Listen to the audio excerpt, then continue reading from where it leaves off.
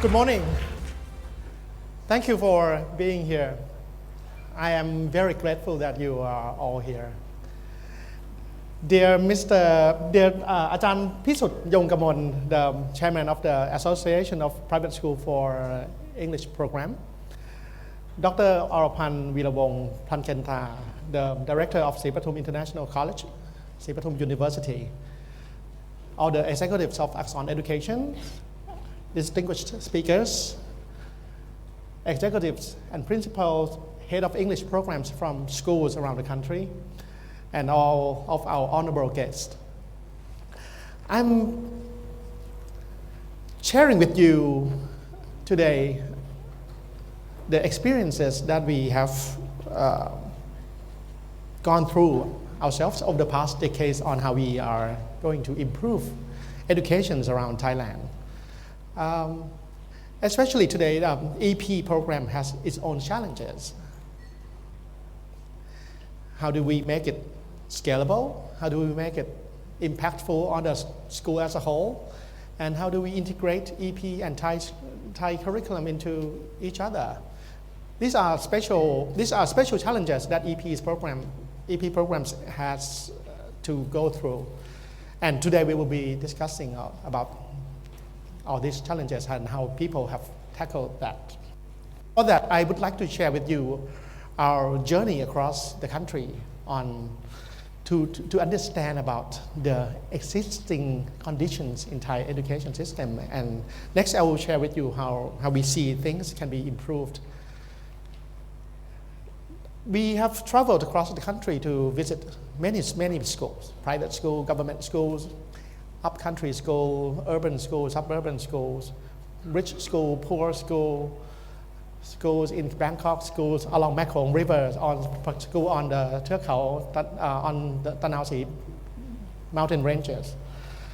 And we have looked at the existing conditions, and we thought, how do we move this forward?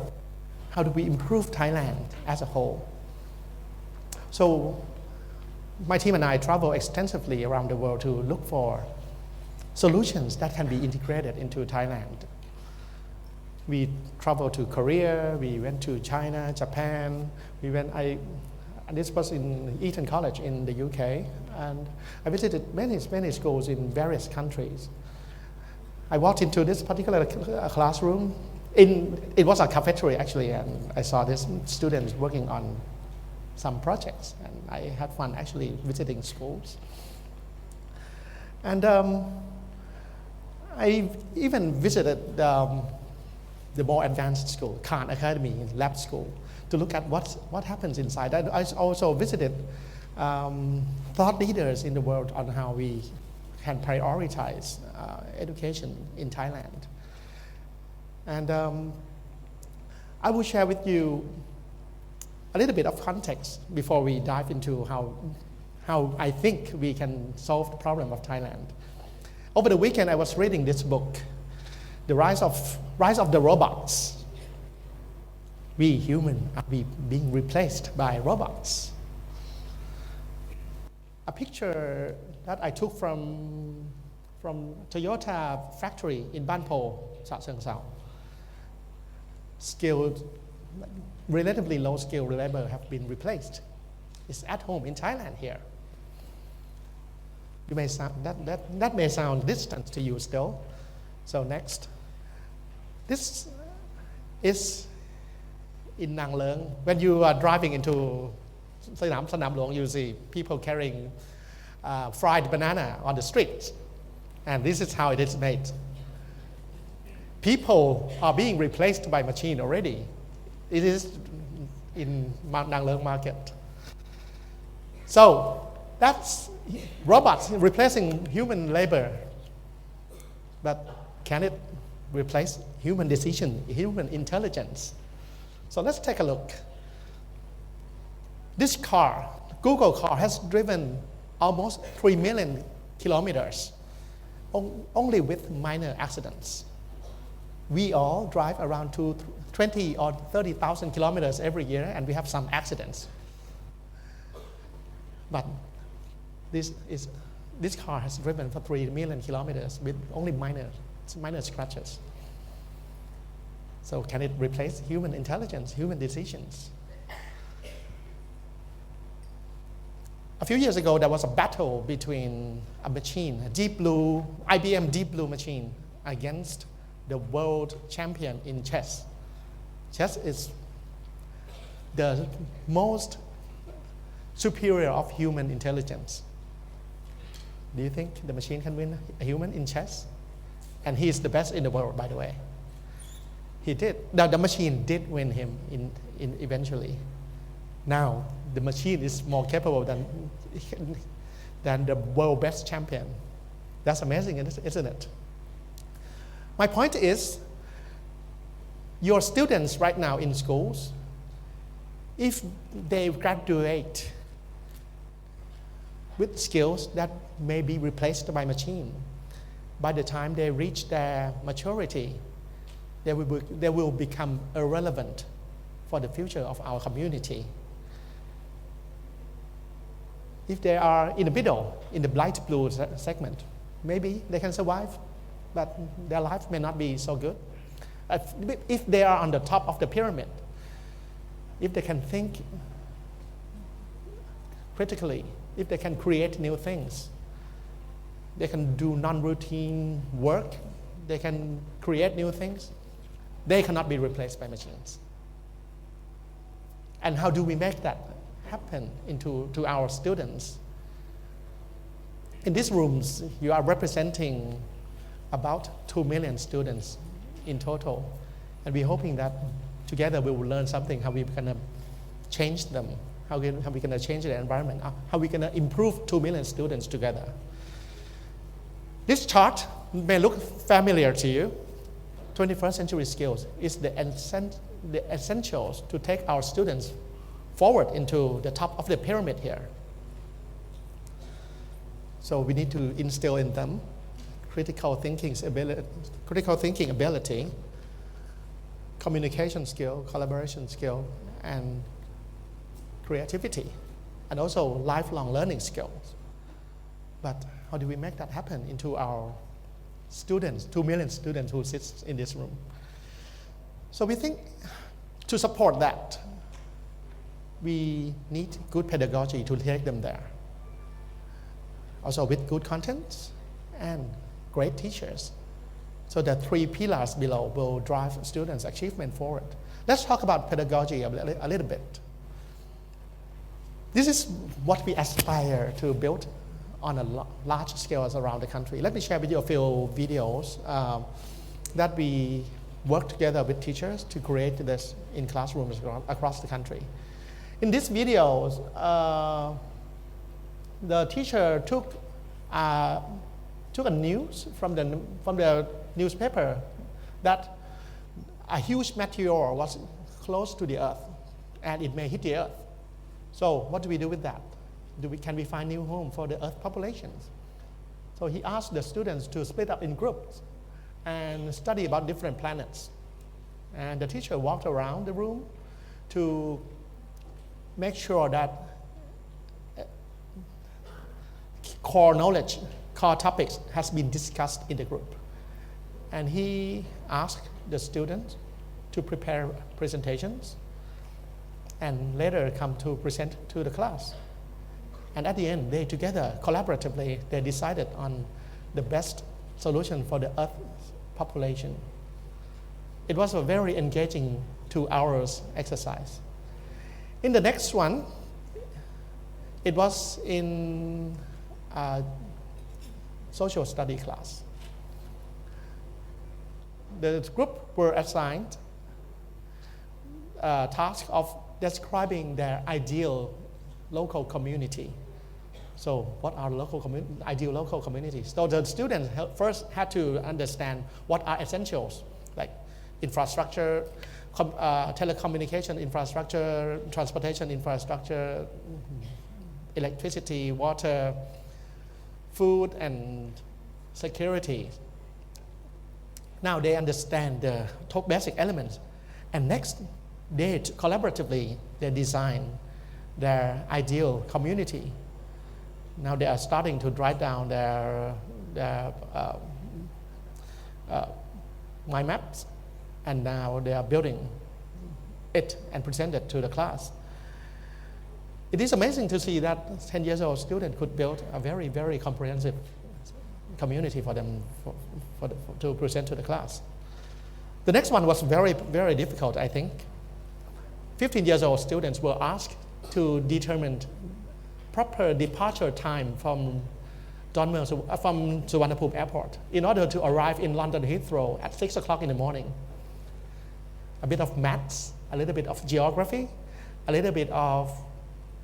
lot of calculations. So they had to understand that the distance from Suvarnabhumi to London Heathrow is about 10,000 kilometers, and they had to find out that planes fly at around 900 kilometers per hour. And they have to take into account of the time zone. And London has daylight saving, so are they 7 hours behind or are they 6 hours behind? So that's quite complicated, but they had a lot of fun. You see that they are going through this. They are having so much fun learning about this. So it's math, science, geography combined into this lesson. And also they have developed their 21st century skills along the way. These young students have been assigned to draft up nighttime story for their little sister or brother. So initially they had to learn what are the elements of good storytelling, the structure of good stories. And then collaboratively they developed very interesting stories, many, many stories to share with their little sister, little brother at night time. It is amazing that children can achieve things that we thought they could not. And we are developing this on a large scale in schools across Thailand. And we are hoping that it's going to change our future generation. What you saw on the screens, you saw teachers as coach. They are learning coach. The students are the driver of the learning. The teachers sit on the side, walk on the side, giving them guidance. I'm spending about 4 minutes sharing with you what we have done to put in the ecosystem to make it easier for teachers to become coaches. First, in terms of contents, we transformed our thinking. In our development of contents, we transformed contents from boring text-based on the left to engaging graphics, condensed topics on the right. And this has been done on every subject. And also we have incorporated thinking skills into the process of learning throughout, because we think with good guidance from learning resources, students can think better. And also we have developed resources for students to explore and learn in new ways. Some people may learn best by reading, some people may learn best by seeing, watching, but some by speaking. So we cater for adaptive teaching. And importantly, how do we help teachers?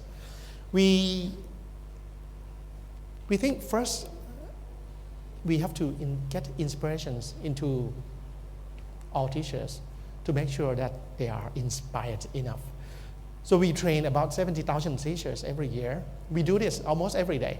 Actually every day. Each day about 300 teachers to get them into this experience that participative learning is engaging and it is good for them, so that they have they can experience it themselves, and we hope that they would be inspired enough to bring this experience to their own students. But then they will ask, so what's next?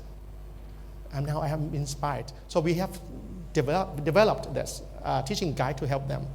So what you see in the middle is the student's book. On the side is the teaching guide, to give them guidance on when to ask good questions, how do we get students to work together, How do you address core concept? And how do you actually evaluate the whole class with one core questions? So, and also how do you incorporate adaptive teaching into the class? There are stronger students, there are weaker students. What do you do with that? So we try to help the onboarding processes for teachers to become good coach. And what we see from our visits to schools across Thailand, we are particularly glad when we bump into teachers. This teacher was in the province of Krabi. She came to me and thanked us for providing them with teaching guide. She was not majored in science, but now she could teach science. I asked why. She said, because of the teaching guide that you gave us. And I asked to look at her teaching guide, and I saw scripts on that, and I was particularly glad that it was actually used to help her to teach in a new way. That is how we are trying to help teachers to become good coach, to help students in their classes across the country. I want to leave with you one last thing. Last spring, I was in Boston visiting Professor Sauberg. Professor Sauberg was a teacher in Finland. Then he rose to ministry level in Finland. He's now world-renowned, and he's one of the world thought leaders on education system. I asked him, he's been to Thailand, by the way. I asked him, what does he think Thailand needs? He showed me this chart. He said, in the world, when we are talking about improving education system, we always focus too much on the yang side, the white side, on competition, on standardization, on accountability. Those kind of words, we hear it all the time. But he said in Finland, they focus, if not more, equally on the yin side, on the black side, collaboration, creativity, equity. He put an analogy of Thai education system, Thai teachers community into the next picture. He said, Thai teachers are not bad at all. We just need to connect the dots. We connect them into good communities. In this Boston Philharmonic Orchestra, there was no star. All of them are quite okay players, but when they connected, they play together as a strong team. So that's what we do as well. As you are the leaders, you are executives, you are the head of the program, or you are the school principal. So what we need to do is to connect our teachers, make them work together to make stronger platform for students, and so that students can be prepared well enough to become the citizens of the 21st century to take Thailand forward. Thank you for your attention today.